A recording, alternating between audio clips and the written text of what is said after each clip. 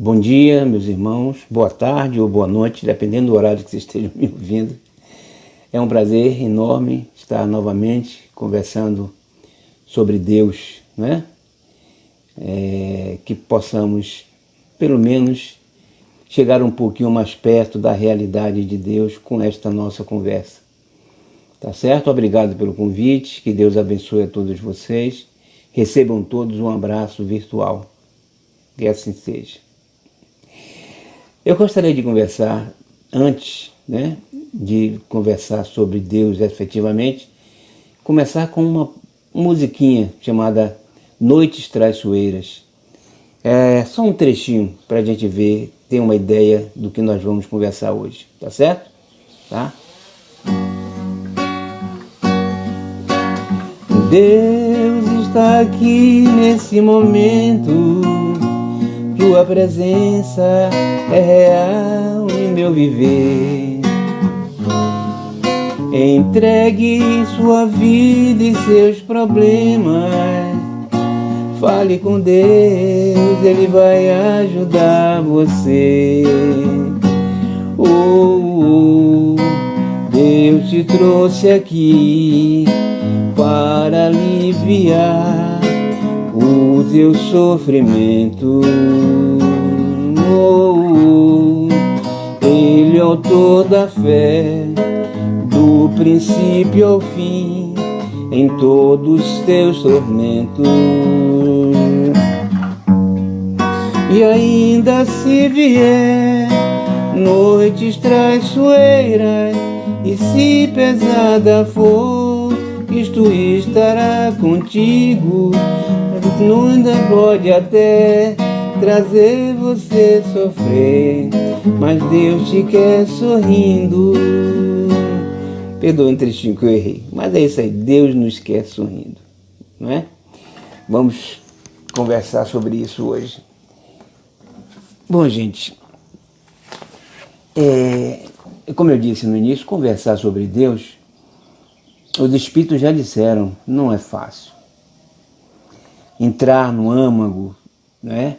Entrar na sua intimidade não é fácil. Por isso que Jesus, preste bem atenção nisso, de uma forma extremamente sábia, comum, peculiar, não é? De um espírito puro, ele chamou Deus de Pai. Chamou Deus de Pai, né? Por que ele chamou Deus de Pai?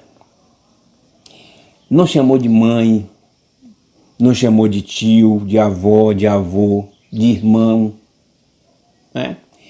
Ele chamou de pai, porque teoricamente, né, pai é mais racional do que mãe.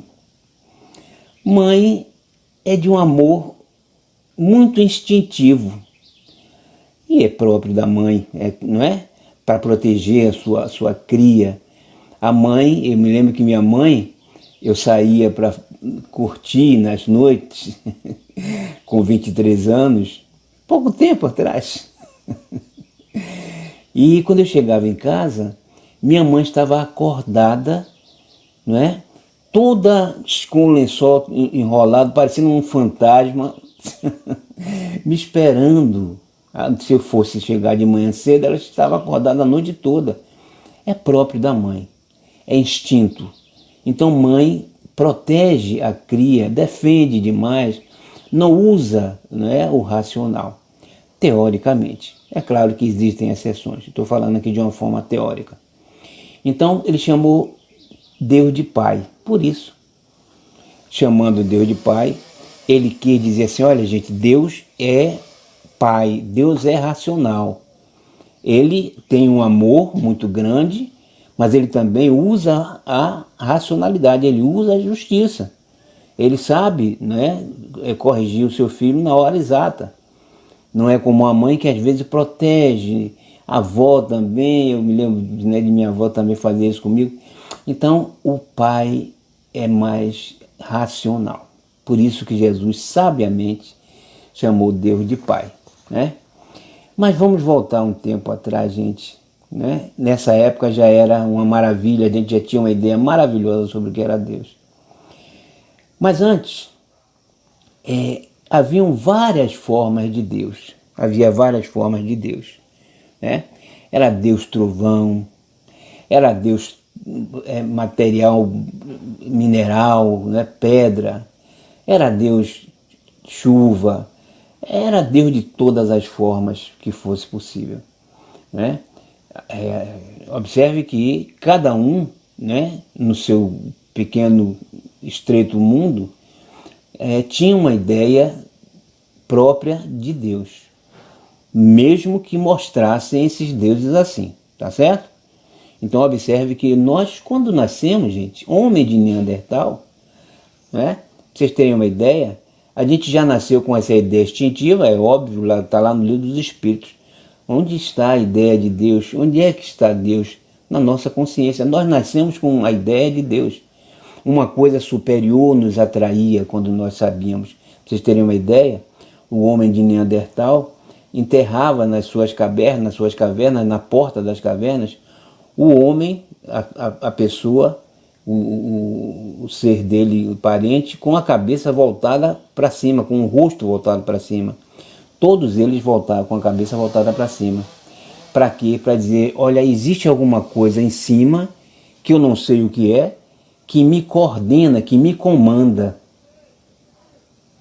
Era a ideia que já tinham sobre Deus desde da nossa infância espiritual. O homem de Neandertal, o Pithecanthropus erectus, na idade da pedra. Já tínhamos essa ideia, né? Então, quando a gente vai amadurecendo, né, entrando num conhecimento mais aprofundado, a gente vai mudando as nossas visões. Por exemplo, no Egito, né, quem comandava no Egito o povo deles era, né, o faraó. Esse faraó era tido como um deus. Ele era revestido de Deus pelos seres humanos que os rodeavam. E ele tinha o poder da vida e da morte sobre essas pessoas. Ele era o Deus antropomorfo, né? O Deus no homem, o Deus no animal. Tá? E ao lado disso, em outros países, em outras regiões, nós tínhamos o boi, até hoje a gente tem, né? O boi como o animal, a vaca como animal sagrado. Então, gente, a ideia de Deus ainda é conturbada, mas naquela época era muito pior. Depois vieram, né, os gregos e tiraram o Deus do homem. Não, Deus não está no homem. Deus está lá no Olimpo e começou a dar nomes, né, de deuses às pessoas, como se fossem Deus do mar, Deus do trovão, Deus da mulher, Deus disso, Deus daquilo, né? E foi um avanço, tirou Deus do homem antropomorfo e colocou no Olimpo, tá? Colocou os deuses no Olimpo, Zeus, tá? E todos os deuses que compunham o Olimpo. Mas aí, como Deus é maior, e Ele sabe que nós somos, né, aperfeiçoáveis, nós somos, né, vamos dizer assim, passíveis de aprendizado. Ele vai mandar professores pela vida toda, desde a nossa infância espiritual. Ele vai mandar professores para nós. E aí mandou Moisés. Moisés chegou e disse assim, gente, não tem tantos deuses assim não. Só tem um Deus. Um Deus. Né? Então, essa ideia de Deus começou com Moisés. Quer dizer, já havia uma ideia antes, né? Mas Moisés, ele classificou Deus único e colocou lá, né, que Deus era vingativo, que Deus era punitivo, que Deus estava de olho naquele erro que nós cometíamos. Se nós cometêssemos um erro, Deus iria punir, né, a nossa falta, o nosso erro. Mas observe que essa lei que ele colocou em Deus, ela não é de todo errada. É uma lei de causa e efeito. É uma lei de olho por olho, dente por dente. Ela não é de todo errada. Não é. Porque depois veio Jesus e disse: meu irmão Moisés, a sua lei não está errada. Olho por olho, dente por dente é lei de causa e efeito, não é? Mas essa lei de causa e efeito, ela atua também quando nós fazemos o bem. Então, se eu faço o mal, eu recebo o mal. Se eu arranco o olho do meu irmão, eu realmente vou ter o meu olho arrancado. Como Jesus, como eu disse, quem com faca fere, com espada será ferido. É lei de causa e efeito. Tá certo. Mas se eu fizer o bem, eu também recebo o bem. Porque a lei também é ser aplicada para o bem. Então, Moisés, olho por olho, dente por dente, se eu não fizer o bem. Mas se eu fizer o bem após ter cometido um erro, eu vou receber o bem de volta. Porque é assim, o universo é harmônico. Nós desarmonizamos o universo quando infringimos a lei de Deus. Quando nós infringimos a lei de Deus, nós desarmonizamos o universo. Nós fazemos com que o universo se desequilibre. Se eu erro colocando um menos, vamos dizer assim, um menos no universo, eu tenho que colocar um mais, igual e contrário. É lei, não é isso? Lei de causa e efeito. Esse errozinho que eu cometo, por pior que seja, por menor que seja, está lá no Evangelho, não pecar por pensamento. Até o pensamento ruim é o menos no universo que você coloca. Para que você realmente desfaça esse mal, você pensa bem. Vamos pensar o contrário. Me perdoe, Pai. Eu errei quando pensei dessa forma. E aí pensa bem. Você repara o seu erro na medida do seu erro, exatamente do erro que você cometeu. Então observe que tudo no universo é assim. E Jesus ensinou que fora da caridade não há salvação. Aí o olho é olho por olho mesmo, não tem jeito. Se não houver caridade, não tem como corrigir o olho arrancado do outro. Jesus disse: o amor cobre a multidão de pecados. Então, para que eu possa corrigir o meu erro, eu tenho que ter a dosagem de amor certa, na medida certa do erro cometido. Tá certo, meus irmãos? Foi isso que Jesus disse. Então, ele começou a conversar com os discípulos e a falar, né, que Deus é Pai. Mas tinha muita coisa que Jesus não podia falar naquela época, porque nós, infelizmente não, são leis do universo, né? Aprendemos na medida da nossa vontade. É lei do livre-arbítrio.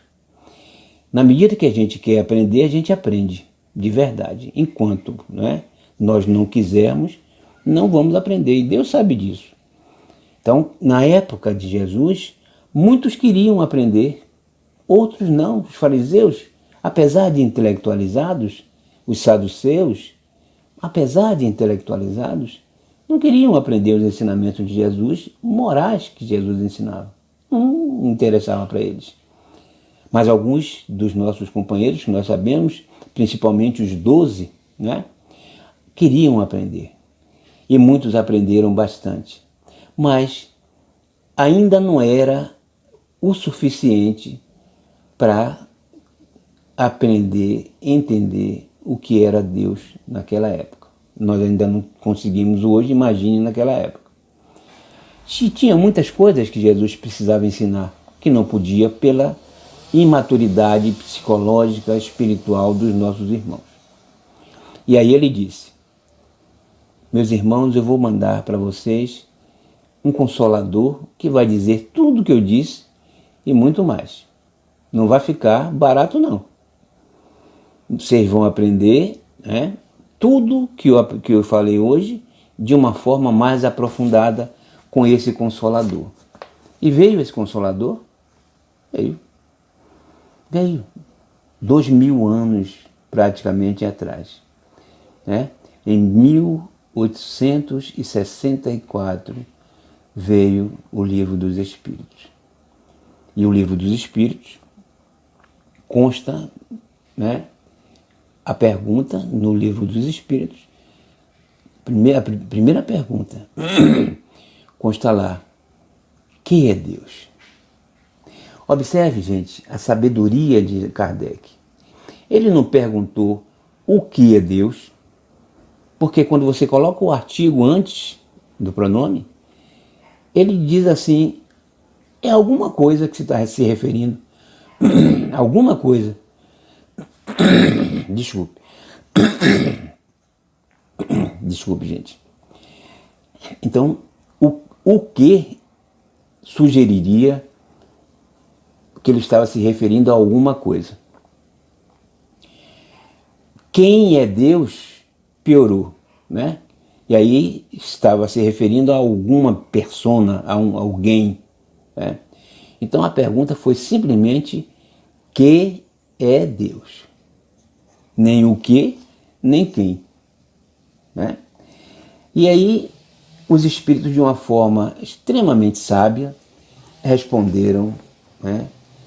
Deus é a inteligência suprema, causa primária de todas as coisas. Tem coisa mais, né, inteligente do que isso? Deus é a inteligência suprema, causa primária de todas as coisas. Não personificou, não identificou, não fez nada.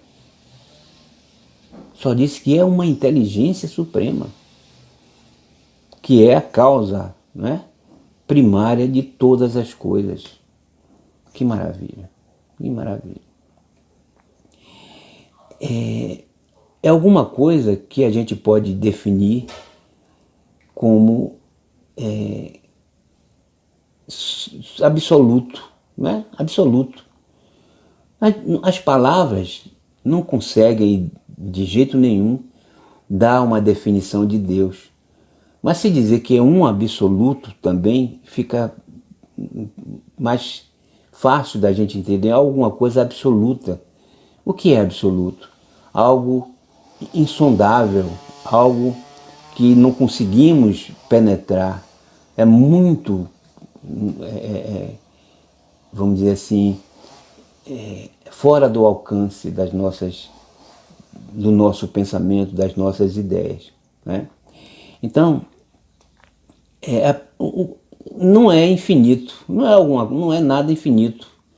Deus, você não pode dizer assim: Deus é infinito.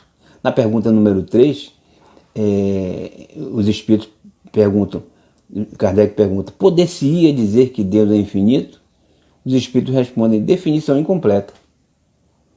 Definição incompleta. Pobreza da linguagem da gente, que a gente não tem, a nossa linguagem é muito pobre para definir essa questão da infinitude, né, de Deus como absoluto.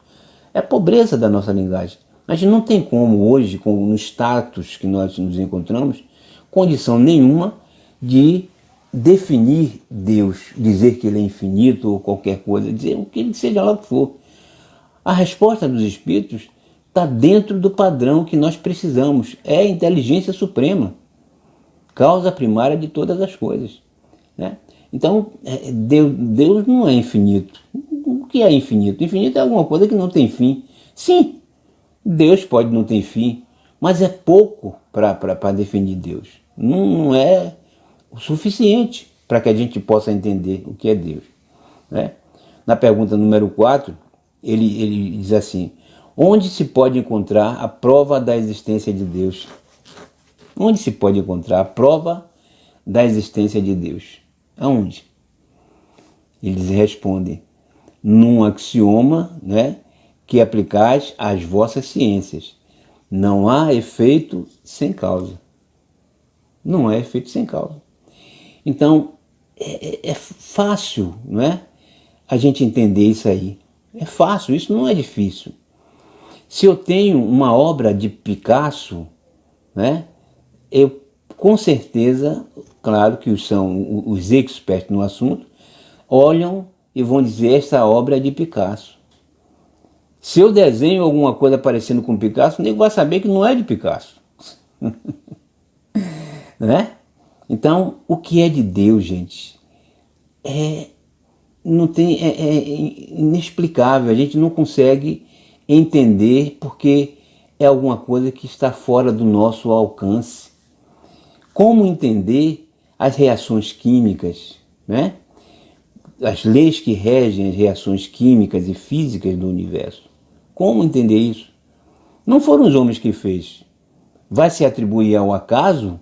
Tá, você pode até chamar, olha, isso aí nós vamos atribuir ao acaso. Agora, sabe como é o nome desse acaso? Deus. O acaso é Deus. Esse acaso que eles chamam, a ciência acha que é Deus. Então não tem como a gente ver uma obra, ver um trovão, ver uma chuva, ver as reações da natureza, as plantas, as flores. Outro dia eu estava olhando, gente, um quadro, né, que passava na televisão, quadros de animais, gafanhotos, borboletas, cada desenho maravilhoso, que a gente olha assim: meu Deus do céu, que artista fantástico foi esse que fez esse desenho nesses animais? Quem foi o artista que fez esses desenhos, o artista plástico maravilhoso que fez? Só pode ter sido Deus, né? Só pode ter sido Deus. Na pergunta número 4 do Livro dos Espíritos, ele diz assim: onde se encontrar a prova da existência... Na pergunta na número 5. Que dedução se pode tirar do sentimento instintivo que todos os homens trazem em si da existência de Deus? Então, é um sentimento instintivo, aquilo que eu falei no início. Todos nós temos dentro de nós esse sentimento desde a nossa infância espiritual. A gente começa esse sentimento na medida que a gente entra no mundo hominal. Se implantou enquanto um homem, espírito, essa ideia já começa a ser sentida em nossa mente, em nosso sentimento. Essa ideia de Deus, né? Não poderia de jeito nenhum ser, porque tem lá no Livro dos Espíritos também, que Kardec pergunta se poderia ser, né, fruto da educação que nós recebemos. Como fruto da educação? Como assim? Se fosse assim, os indígenas e os próprios, como eu falei, homens da Idade da Pedra não teriam essa ideia. Como eu disse, eles enterravam os seus mortos com a face voltada para cima, como quem diz assim: existe alguma coisa lá em cima que eu não sei o que é, que comanda o espetáculo.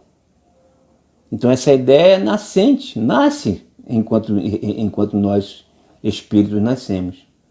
Não é por educação, de jeito nenhum, né? Se fosse assim, os indígenas não teriam essa ideia, né? Os homens, né, da antiguidade, os egípcios, os gregos, não teriam, né? Desde do início do tempo. É claro que depois não, quando eles evoluíram não, mas desde o início, né? Então todos nós teríamos temos essa ideia de Deus de nascença. Não é da agora, é de nascença espiritual, né? Desde quando nós nascemos enquanto espíritos, né? Na pergunta número 7, se eu não me engano, pergunta número 7, Kardec pergunta: poder-se achar nas propriedades íntimas da matéria a causa primária da formação? Eu acho que é isso, mais ou menos. Ou seja, no íntimo da matéria a gente poderia encontrar a causa, né? Vamos dizer assim, a formação, poder-se achar nas propriedades íntimas essa formação, né? A causa primária da formação das coisas, ou seja, o indício de Deus nessas causas primárias. Aí o Kardec responde: será que nós não podemos, né, dizer, né, falar sobre essas intimidades da matéria chamando Deus para confirmar isso aí? Ou seja, eu na intimidade da matéria posso entender que ali existe algo que não seja de Deus? Se não for de Deus, de quem é? Quando na intimidade da matéria, gente, existem formações, né? Por exemplo, numa pedra, numa pedra comum, numa rocha, você tem ali carbono, você tem ali sódio, você tem magnésio, você tem cálcio, né?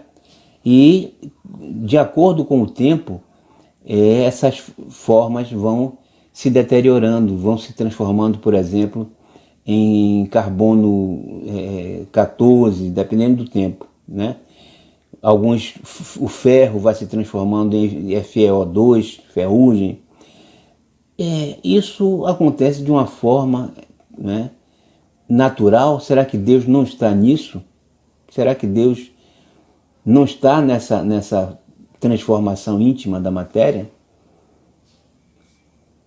Aí eu pergunto, gente, como os espíritos perguntaram: ora, se nessa matéria, nessa transformação, não existe Deus, quem é então que está fazendo isso?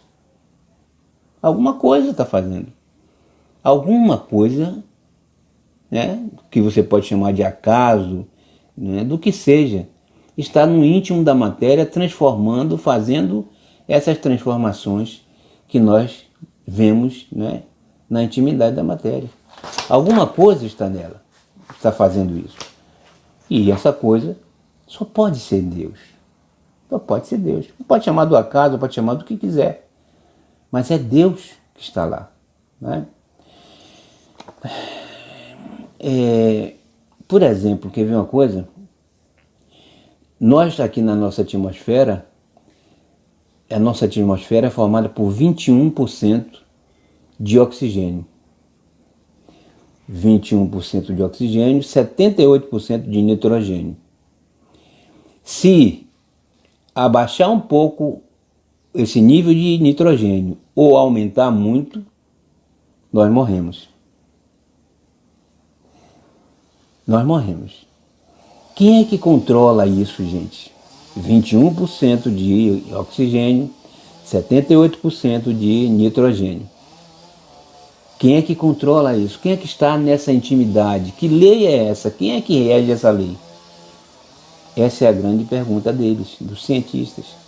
Eles dizem que é uma lei do acaso, que Deus não está nessa. Imagine vocês. Né? É claro que está. Só pode ser Deus. Né? Ainda que seja uma coisa natural, isso é natural, tá? Mas quem é que está por trás dessa naturalidade? São leis naturais, mas quem é que está por trás dessas leis naturais? Só pode ser Deus. Né? Então observe que essas questões sobre Deus, elas são muito difíceis de fazer entender, principalmente as pessoas que não querem entender, né? Orgulhosas, que acham que sabem, porque têm a intelectualidade, sabem mais do que qualquer pessoa, não sabendo que essa forma de ver também é uma forma intelectual. Deus também é ciência, né? Porque se ele está em tudo, ele está também na ciência. Deus também está na ciência. Tá? Mas é isso. Então, quais são, meus irmãos, os atributos de Deus? Quais são os atributos de Deus? Observe que, para que a gente tenha os Espíritos foram muito bacanas quando eles definiram os atributos de Deus de uma forma assim bem fácil da gente entender. Os atributos, né? Ele diz que Deus é eterno. O que é eterno? Né? Eterno é alguma coisa que não tem início e não tem fim. Então Deus é eterno, porque nós não conhecemos o início de Deus. Conhecemos?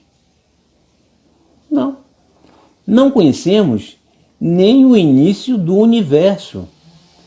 E a gente precisa ficar atento, porque muitas pessoas estão dizendo por aí, que o universo começou com o Big Bang. Negativo. Negativo. Como é que se pode dizer que o universo começou com o Big Bang, se não sabemos quando começou o universo, quando Deus criou o universo, quando Deus, que é eterno, né, criou o universo? O que podemos dizer é que a formação material, os planetas, né, os cometas e tudo que é sólido, sistema de um modo geral, solar, seja lá qual for, é formado do Big Bang. Aí sim, você pode dizer que uma formação material no universo é feita pelo Big Bang. Mas que o universo começou com o Big Bang, não podemos dizer isso, não sabemos. Não sabemos quando Deus disse assim, o universo se faça. Faça-se um universo. Se Deus é eterno, como é que nós podemos saber quando Deus fez esse universo? Não podemos, não temos ideia. Né? Então é um erro dizer que o universo começou com o Big Bang. Né? Porque Deus é eterno e nós não sabemos quando, nem sequer está lá no Livro dos Espíritos. Né? O universo, a matéria foi criada por Deus ou já existe de todo sempre como Deus? Nós não sabemos, não temos ideia. Né? Então eterno, gente, é isso, é alguma coisa que nós não temos ideia de começo e também não temos ideia do fim. Tá?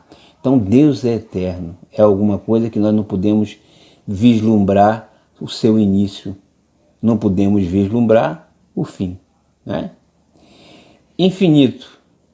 Infinito é alguma coisa que, né, não tem fim. Deus é infinito, como todo o universo é infinito. Todo o universo é infinito. Então, essa propriedade de Deus, de infinitude, é também, inclusive, nossa enquanto espíritos. Tá certo? Deus é infinito e nós também somos infinitos, né? Como Deus. Deus é imutável. Ora, gente, a imutabilidade é óbvia, porque Deus é justamente imaterial. Então, se Deus é imaterial, é imutável, porque não sofre as transformações próprias da matéria. Só quem muda é a matéria. O que é imaterial não sofre mutação, porque não está sujeito às leis, né, da matéria, da mudança. Não pode, né, confundir Deus imaterial com Deus Espírito. Tem gente que fica dizendo, Deus é Espírito, Deus é energia. Deus não é nada disso. Porque Espírito somos nós e tem alguma coisa material. Nós temos, ainda que puros, temos alguma coisa material. Né?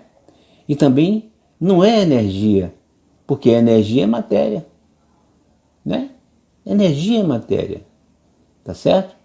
Então, não confundir Deus imaterial com uma luz. Tem gente que diz que Deus é uma luz. Luz também é matéria. Então, Deus não é nada disso. Deus não se pode ser, não podemos chamar Deus de energia, de matéria, de luz, de espírito, porque ele é imaterial. Gravem bem isso. Deus é imaterial. Não é luz, não é espírito, não é energia. Tá certo? Deus é Deus. Tá bom? Tá? Onipotente. O que é que quer dizer onipotente? Quer dizer que é força absoluta, a força maior do universo. É a potência maior do universo.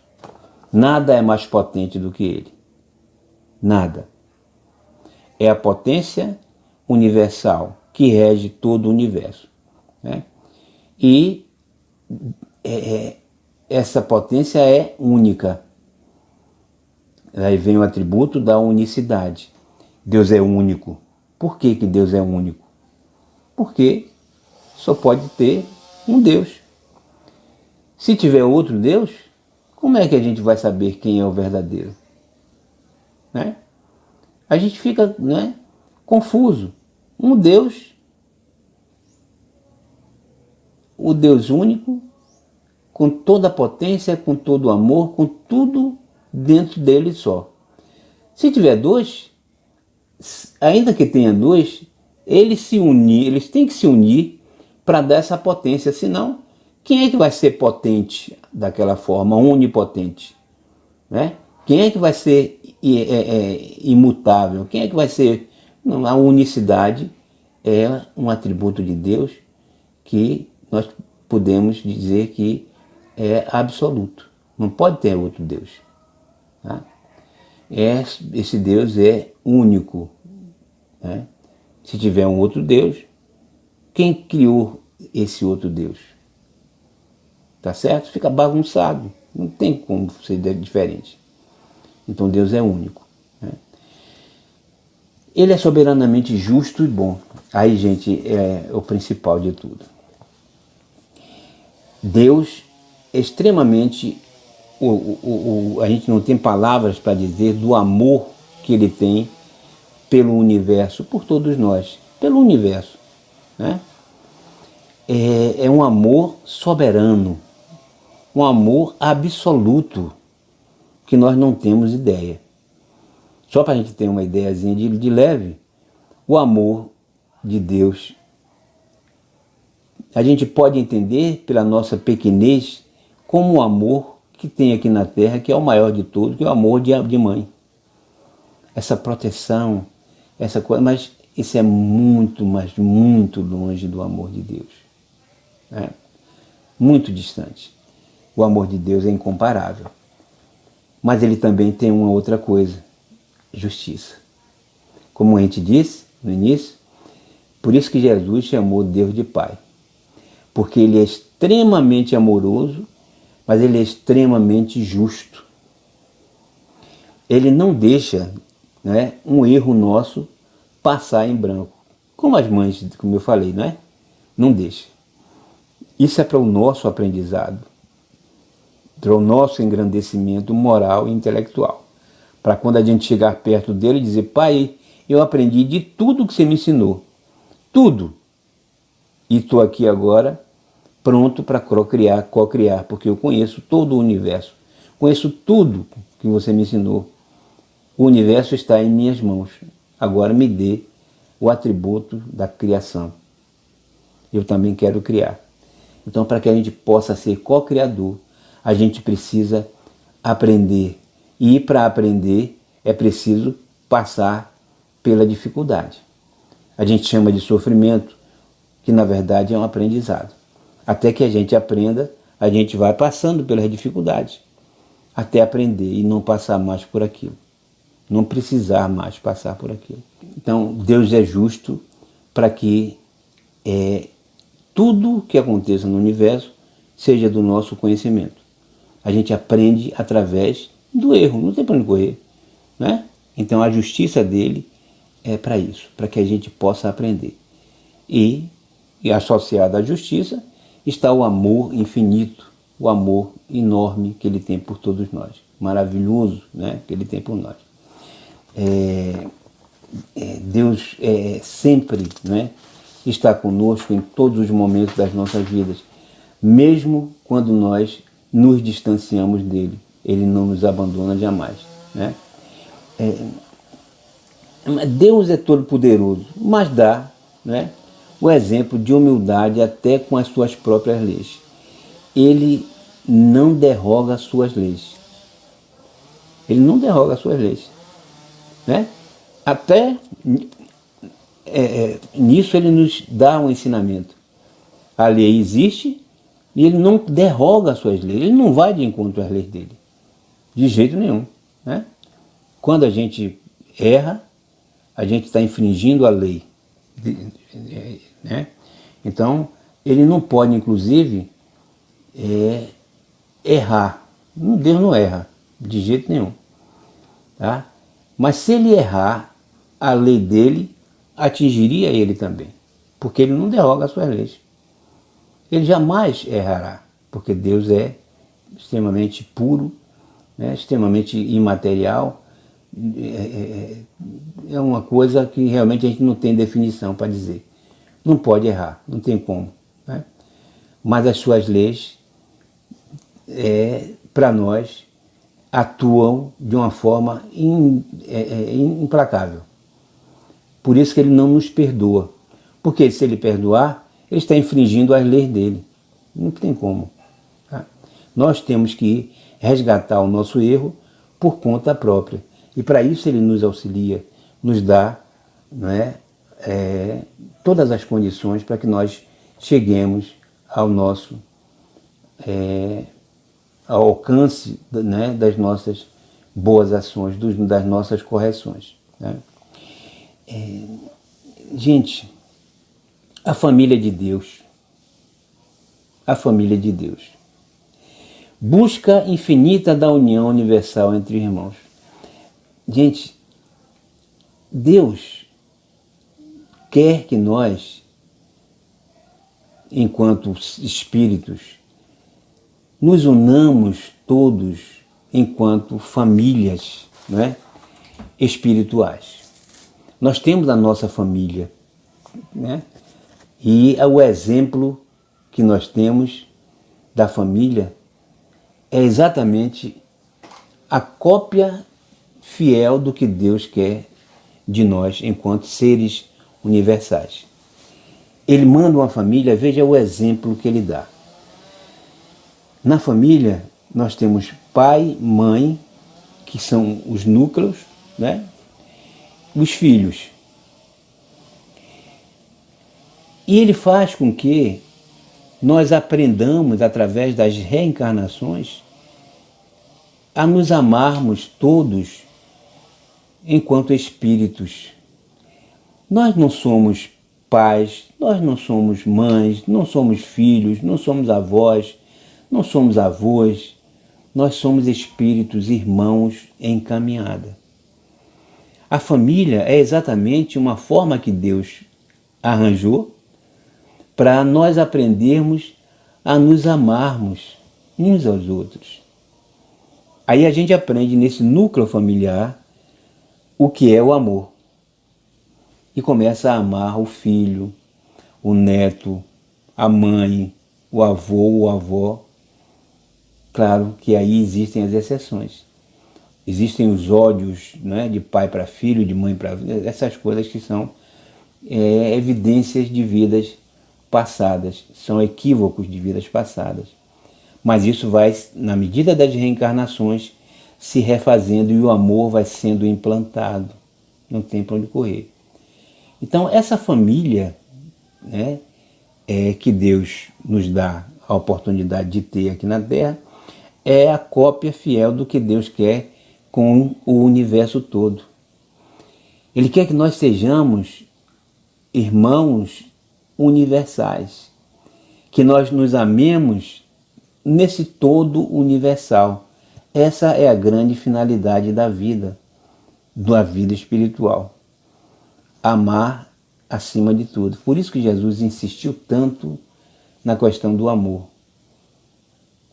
Ele disse: amai-vos uns aos outros, amai-vos, meus irmãos, como eu vos amei.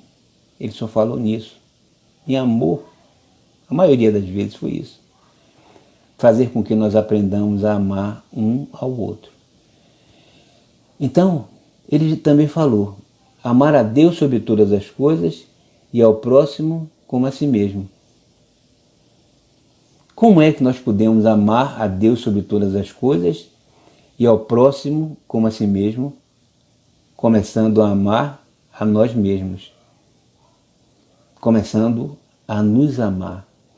Mas não é aquele amor egoístico, tudo para mim, não. Né? É um amor puro, um amor sincero, sem altos e baixos. Né?